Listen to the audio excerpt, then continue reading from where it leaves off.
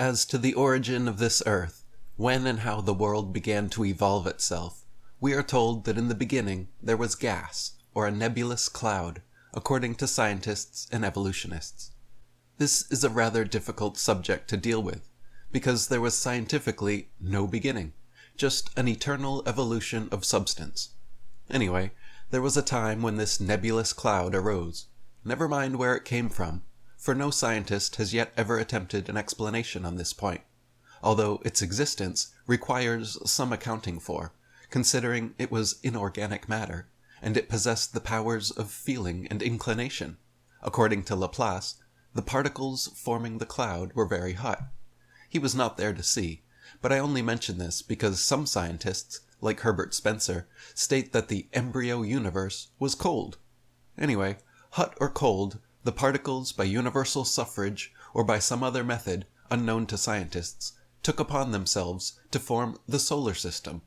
Therefore, it was necessary that this diffused fire mist should condense a little and move its particles a little closer together, according to Newtonian laws. There's a difference of opinion among the men of science concerning the origin and destiny of this earth. Some geologists inform us that this earth had its origin in fire, others in water. Some contend that it will become extinct by a lack of water, a drought. Others by too much water, a flood. Others that the end is likely to come by fire, a burnout. Others that it will be caused by intense cold, a freeze-out. They all feel sure of their opinions, and yet no two of them quite agree.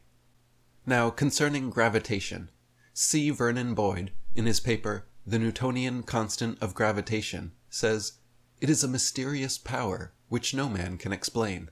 Of its propagation through space, all men are ignorant." This is clearly an honest and authoritative confession of astronomical ignorance of their fundamental position.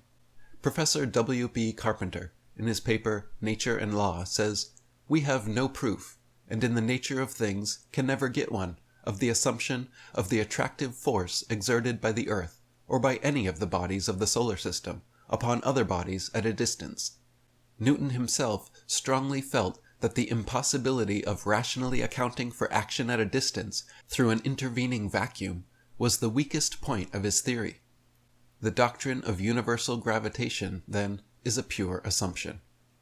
This absurd law, or mysterious power, which no man can explain the existence of, which has never been proven, and of which its supposed operation through space all men are ignorant, amounts to nothing more or less than an empty assumption.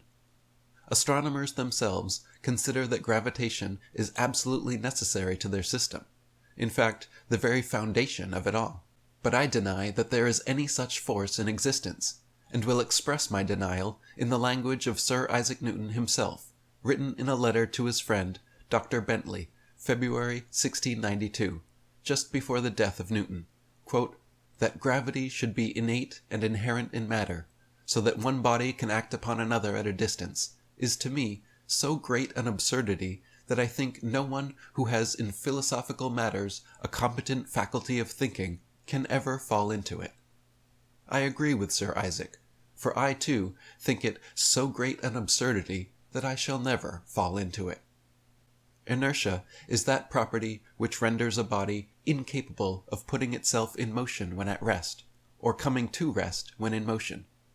When a stationary body begins to move, or a moving body comes to rest, it is not through any power of its own, but because it is acted upon by some external agency, which is called force. That no inanimate body can put itself in motion is evident from our daily experience and observation.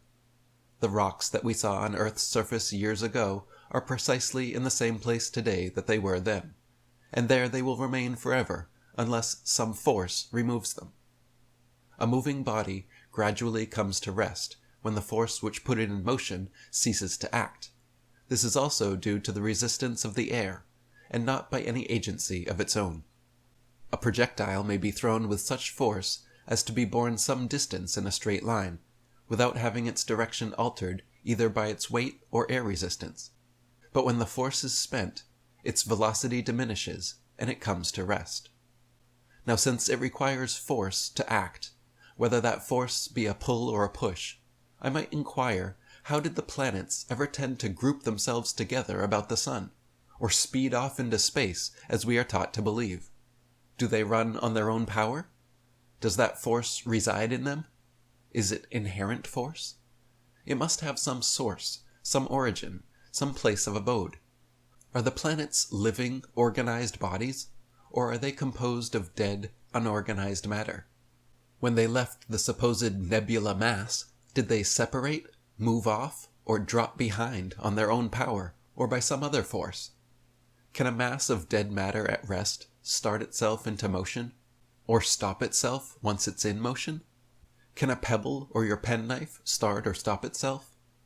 Then, if according to the inertia of matter and the first law of motion, a mass of dead matter can neither start nor stop its own motion, can it pull on some other mass of matter at a distance and start that mass into motion? These are pertinent questions, which, when carefully considered, lead to the conclusion that universal gravitation is a gross delusion, a presumptuous assumption. And now, in case the planets can and do pull on the sun, and the sun on the planets, as we are told, how does that pulling force act?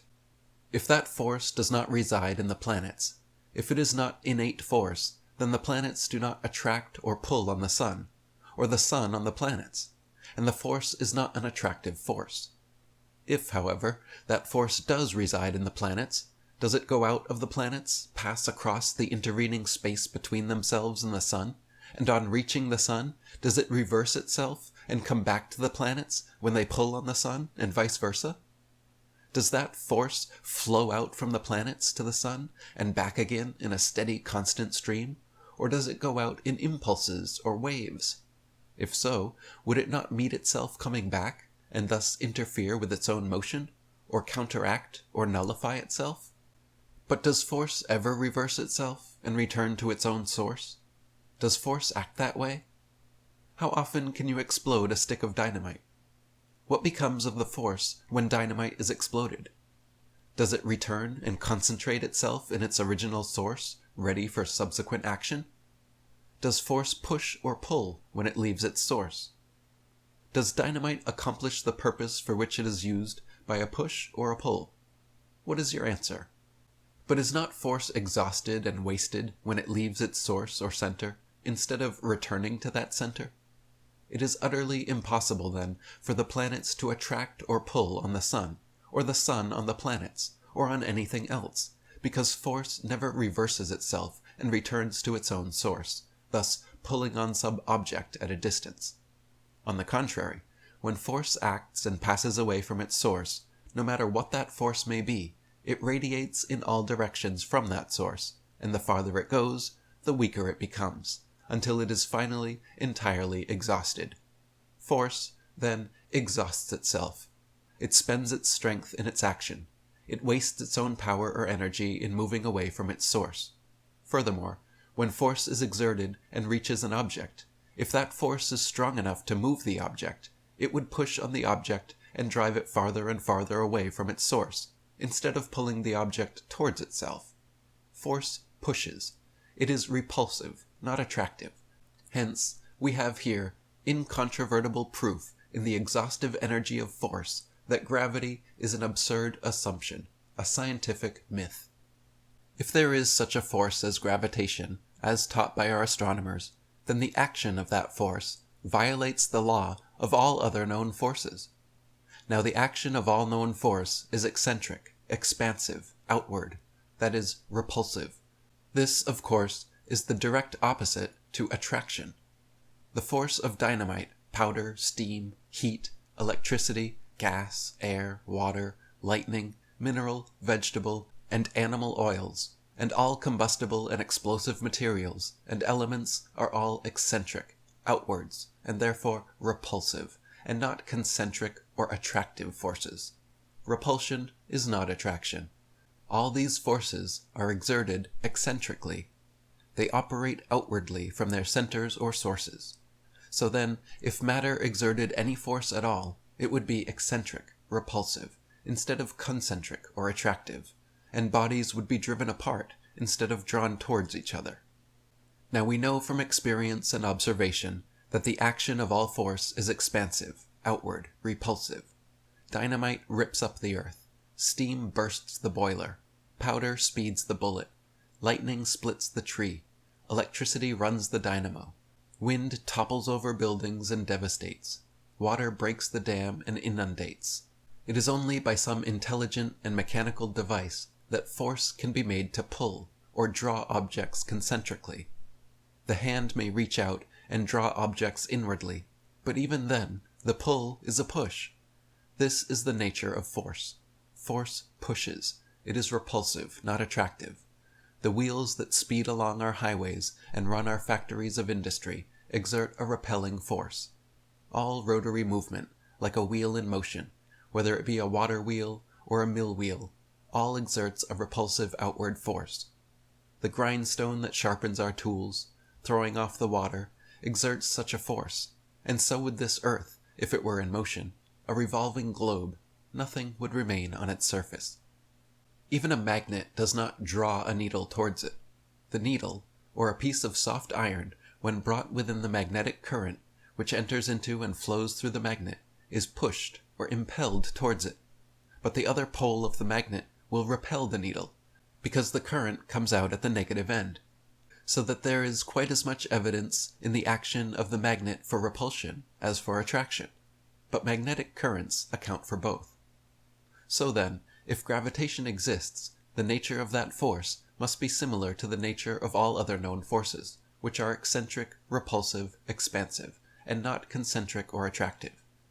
Now since all known force is expansive, repulsive, outward, if there is such a force as gravitation, it must, by the law of analogy, be like all other forces, and therefore it would be a repulsive and not an attractive force. Therefore, we have conclusive evidence, by a knowledge of all known forces, that the supposed law of universal gravitation is an unproved and unprovable assumption. My next proposition is that equal mass balances equal mass, and equal force exhausts the strength of equal opposing forces. Every mass of matter, whether smooth or rough, regular or irregular, must have within itself a center of gravity, according to this universal law, or scientific principles of physics. The center is that pivot about which all its parts are balanced. The center of gravity is nothing more than the center of weight. Each mass retains its own weight, but inherent weight is a very different thing from extraneous gravitation, or a pull from something outside a body. When a body is of uniform density, its center of gravity coincides with its center of magnitude. When one part of a body is heavier than another, the center of gravity is shifted and lies nearer the heavier part. Take a wheel, for instance, of uniform density. Both the center of motion and the center of gravity correspond with the center of magnitude. But let the same wheel, with its two lower spokes, be made of lead, while the center of magnitude and motion remain. The center of gravity has fallen or changed. Those who have made a study of natural philosophy or physics are familiar with these laws. When two bodies, say lead balls, of equal weight are connected by a rod, the center of gravity will be in the center of the rod. They will balance each other when placed at equal distance from the fulcrum. They are then said to be in equilibrium. But when two bodies of unequal weight are so connected, the center of gravity will no longer be at equal distance from the pivot, but will be nearer the heavier one. This same principle is illustrated by the teeter board balanced on a bench, or by the common balance or scales used for weighing. The balance weighs correctly only when the arms of the beam are exactly equal. The weight of one exactly balances the weight of the other, so that the one side could not lift a pound more than the other without destroying the equilibrium or throwing them out of balance. In other words, we have mass acting against mass, equal weight working against equal weight, and equal force pitted against equal force. And just that instance, either side exerts a greater weight, force, or strength than the opposite side, the law of equality is violated, and it becomes unequal. The weight of one is all employed in balancing up the other, and all the weight, force, power, pull, or gravity exerted by one is exhausted in neutralizing that of the other, so that neither body could attract or exert a force on anything beyond an equal mass, or outside its own circumference. Two boats of equal weight, A and B, are connected with a rope. A man in A pulls the rope. Action and reaction being equal, not only will the boat B move towards him, but the boat A, which he is in, will move with the same velocity towards B. If another boat were attached at either end, the law of equality would be destroyed, and they would not move the same velocity towards each other. Hitch two horses together of equal strength, and let them pull against each other. Where will they move to? Will not each one exhaust all his strength on his opponent and not move him? Then how could they pull on some other object at the same time? This may represent the supposed globe cut into sections, the center of which is called the center of its gravity. Gravity is said to act towards the center of the mass. So, on the principle of the balance, section A and section B, and all the sections of the sphere for that matter, exhaust all their force, power or pull, on their opposite sections, the center being the pivot on which the whole mass is balanced. So then, section A cannot reach out and pull C towards itself, because it exhausts all its force on B, an equal mass, of the opposite side of the pivot, the center. And B cannot reach out and pull D towards itself, because all its force is exhausted on A, an equal mass on the opposite side of the pivotal center of the greater mass. Remember, mass A equals mass B. Therefore, the attraction of mass A must equal the attraction of mass B, and so neutralize it. If A can pull B towards itself, and more too, then B is not equal to A, and the law of equality would be destroyed, and it would no longer maintain its equilibrium, and thus would become unbalanced. Every mass must have a pivotal center, and cannot act beyond its own circumference. Of course, this refers to dead, unorganized matter, and not to living beings.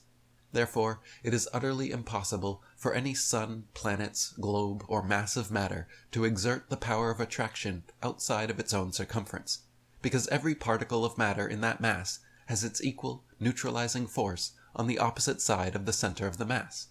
There can be no center without equal masses in opposition. Matter could only exist in the aggregate, and never in the segregate, if this law of universal gravity were true. To separate them is impossible. Here, then, we have demonstrative and scientific proof that universal gravitation is an unfounded assumption, a universal fake. The sun is said to be the center of universal gravitation, and the greatest of all bodies in the known universe possessing gravitation. But, on the principle already propounded in the foregoing proposition, the sun, being a hot body, could not possess the power of gravitation. Heat is expansive, it is eccentric, it is repulsive. Consider the following quotation, and estimate how much gravity is possessed by a body of so great heat. The sun is a fiery ball 1,300,000 times larger than our earth, and several thousand times hotter than the most powerful electric furnace. The sun is pouring forth enough heat every second to melt a column of ice 2.5 miles square, reaching from the earth to the sun, and in 8 seconds of time it could turn the column from solid ice to steam. Some heat!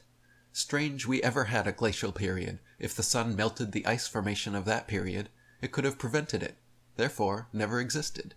Just figure out, if you can, how much attraction of gravity a body of such immense heat would have. Do not our scientists know that they teach that it was that eccentric, outward, repulsive force of the nebulous mass, a portion of which, it is claimed, still composes the sun, which originally threw off the earth and the planets? Then was it not the repulsive force of heat that threw them off? And now they would have us believe that same force which formerly repulsed is that force that attracts. Strange philosophy. But what reversed its action? Is repulsion attraction? And on the principle of the repulsive energy of heat, how much attraction would the most powerful electric furnace exert on a fly, a wild goose, or an airship? And on this same principle of the repulsion of heat, how great would the gravity of this earth, with its supposed hot and molten interior, having only a thin shell or crust surrounding this molten matter, so thin that it frequently bursts through in volcanic eruption? On this principle of the expansion and radiation of heat, it is positively certain that neither the sun, an alleged fiery, nebulous, seething mass, nor the supposed molten interior of the globe, would ever tend to draw anything towards its center or towards itself. Is it not the repulsive and expansive force of the sun's heat that affects the temperature of the air, land, and sea, producing atmospheric changes, air currents, ocean streams, and land conditions, or change of seasons, melting ice, bursting buds, and generating warmth and light? The sun, then, being a hot body, is not an attractive force. Hence there is no universal law of gravitation. And so clear is this, that I state again that universal gravitation is a universal fake, because it is an unfounded assumption. Our present Newtonian Copernican system teaches that the Earth we inhabit is a planet, of very subordinate rank, that it is dashing and spinning about through space, rotating on its axis, equatorial motion, at the brain-reeling rate of 17 miles per minute, and that it is also moving in an ellipse or orbit 18 miles per second, describing annually a circuit around the sun of about 600 million miles, breaking all speed limits and speed records. The sun, at the same time, we are told, moves through space at a rate of 10 miles per second, around some mysterious center of gravitation, which center of gravitation must again revolve around some other center of gravitation, still more mysterious, and so on indefinitely, because the law of universal gravitation knows no rest. Now let a force, it matters not what kind of force, it may be a wind force, a steam force, a dynamic force, an electric force, or the force of gravity, whether it be a pull or a push strong enough to move this vast earth, either on its axis or in its ellipse, pass over its surface at such a terrific speed, and note the result, it would be disastrous. If it were a pushing force, everything would be crushed and driven into sea and earth. If it were a pulling force, everything would be lifted bodily off the sea and earth, and in either case the whole face of the earth would be devastated. Since motion creates friction, and friction produces heat, if this earth so vast were dashing and spinning so many different ways through space, faster than any bullet, which speeding through space is often disfigured, or even faster than lightning speed, the friction set up by air resistance would cause it to disintegrate or burn up. According to Duncan's Astronomy, page 260, the average velocity of meteors is about 26 miles a second, and at this speed most of the meteors burn up completely. Only a few, comparatively, ever reach the Earth and are found. Now the speed of a meteor is only 1/8 of the alleged speed of the Earth, yet the Earth does not burn up, or even warm up from that cause. But the sun is not only pulling the Earth, but the Earth is attracting too. But the sun, being 1,300,000 times larger than the Earth, is therefore that many times stronger than the Earth, and therefore is doing the most of the pulling. The greater pull of the sun must overcome the weaker pull of the Earth, even though the Earth resisted, like a boy pulling in his kite, or a fisherman pulling in a fish. But the Earth is constantly pulling the sun towards itself, or itself towards the sun, and does not resist. So that if gravity pulls, when the sun got the Earth started, it would draw the Earth to itself. But if it pushes, it would drive the Earth farther and farther away from the sun all the time, so that in either case it would result in utter destruction or total loss.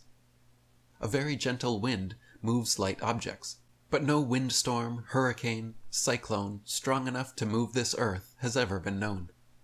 There have been horrible earthquakes which have swallowed up cities, destroying thousands of lives and damaging property.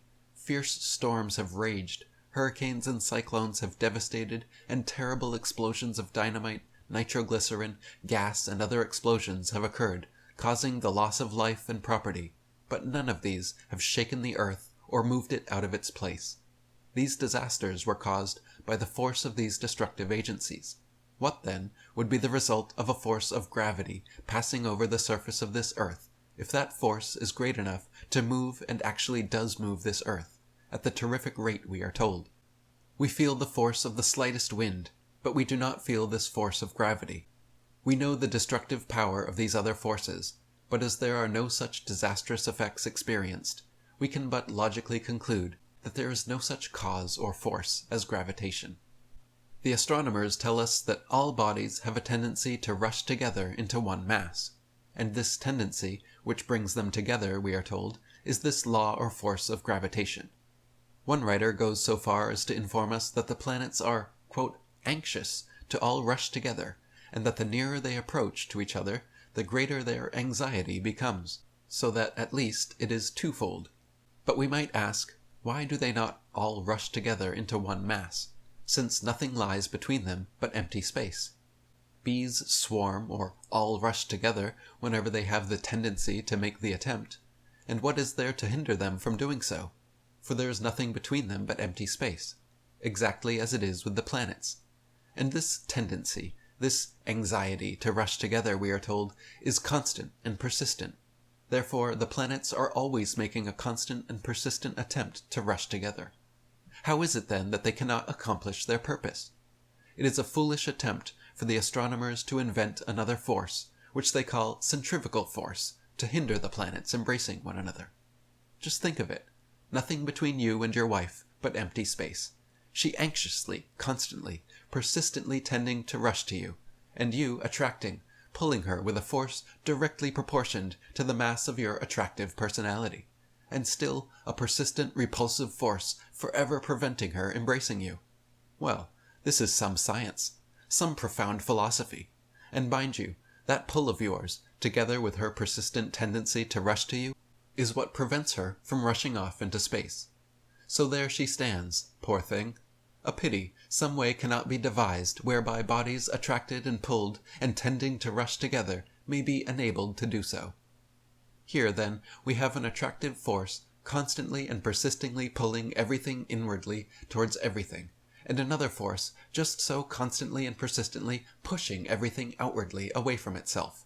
And if these two forces, centripetal and centrifugal, are not equal, if the inward pull is stronger than the outward push, if attraction is greater than repulsion, the stronger force must overcome the weaker, and all these bodies would be drawn into one mass.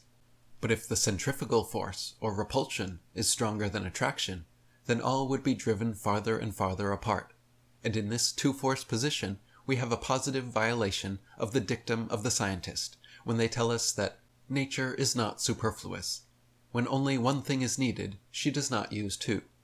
But in this case, nature is not only superfluous, but she is superfluously superfluous, because she is here using two forces where none is needed.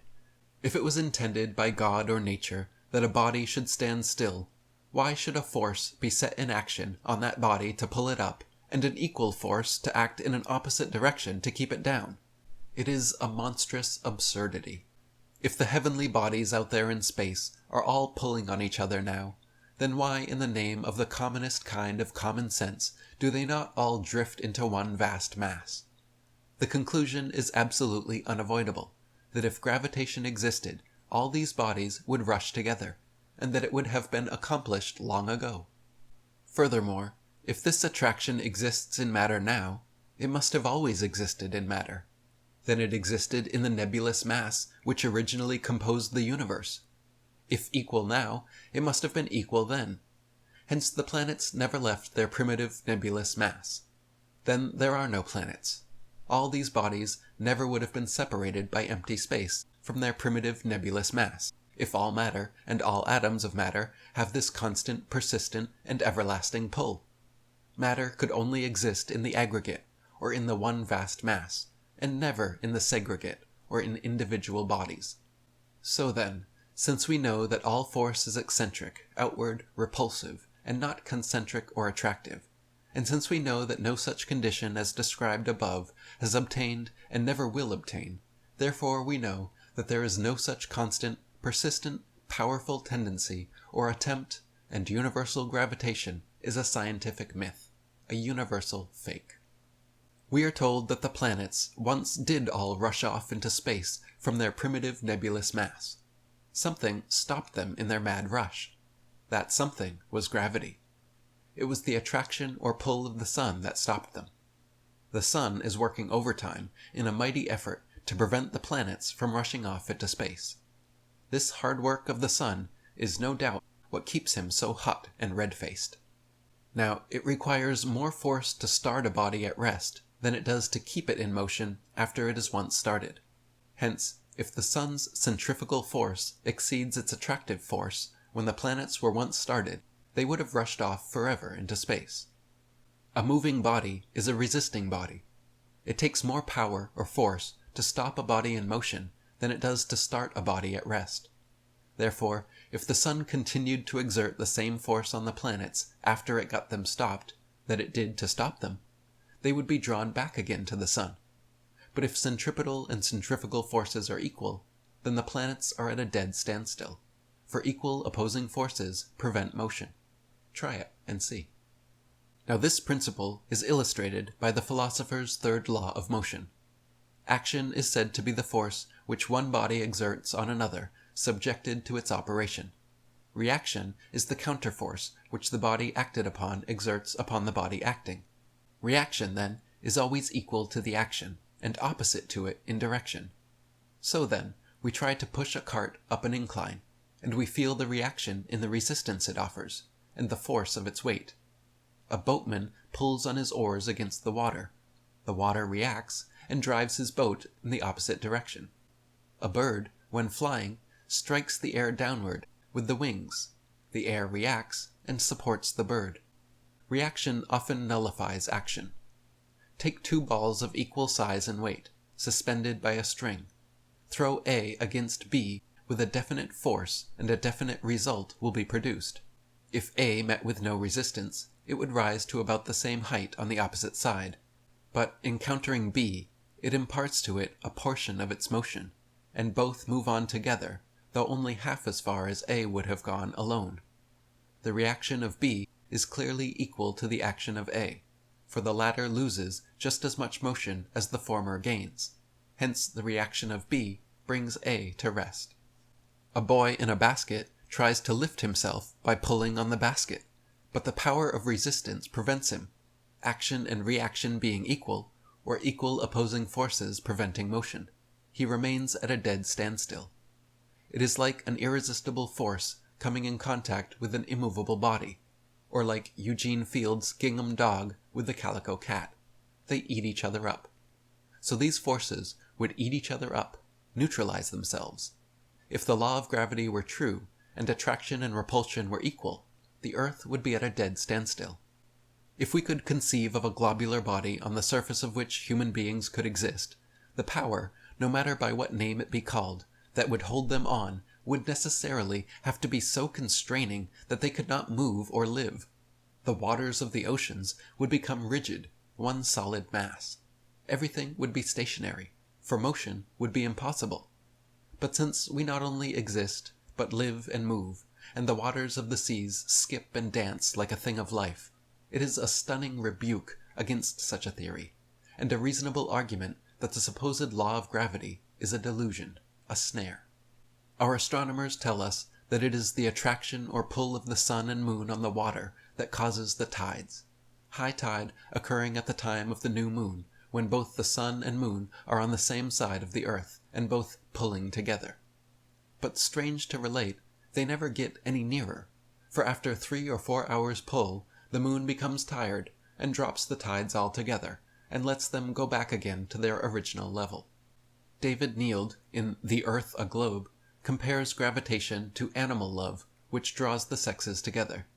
But sexual attraction actually draws together its objects, while the globe has been pulling at the moon, and the moon has been pulling back at the globe for thousands of years, yet they have not succeeded in coming together.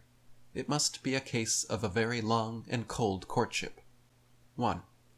It is worthy of note that a high tide occurred also at the time of full moon, when the moon has passed to the opposite side of the earth from the sun, when the two bodies are pulling in opposite directions.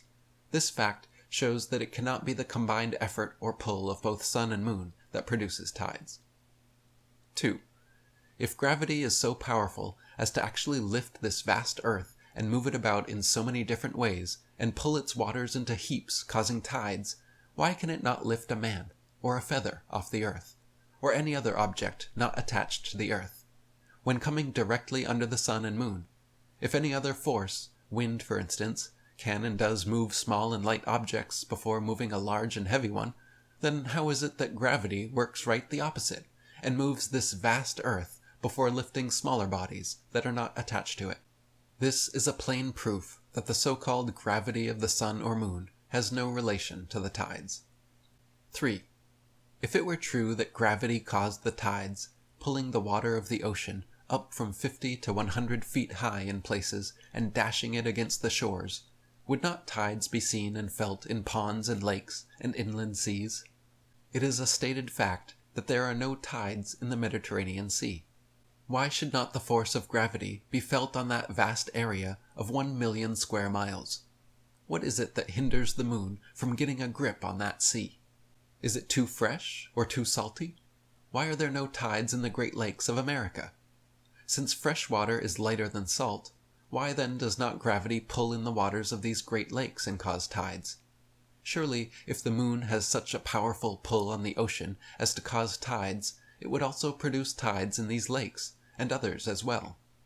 As many large inland seas and lakes have no tides at all, the moon manifests, like her sex, some remarkable preferences, which quite upset ordinary theories and calculations. We are told by Sir Richard Phillips that the tide never ebbs and flows beyond 40 miles from land. In this case, the moon must become very weak in her pulling power when she is over mid-ocean. These facts go to show that there is no connection between the moon and the tides. Tide is the relative change of level between land and water. Upon investigation, we find that the tides are highest at the north, and the farther south we go, the lower the tides until we find no tides at all. Then again, there are several places on the seacoasts of the earth where 4 tides occur daily. This is another fact which these theoretical scientists avoid dealing with, and which equally disproves the gravitational theory. 4. If it is the pull of the moon that causes high tides, or any tide at all for that matter, it certainly follows that high tide would be on any given meridian, or always directly under or following the path of the moon. But a score of instances might easily be found where tables give the time of high water for different places, showing that those times do not correspond, as they ought to, with the southing of the moon.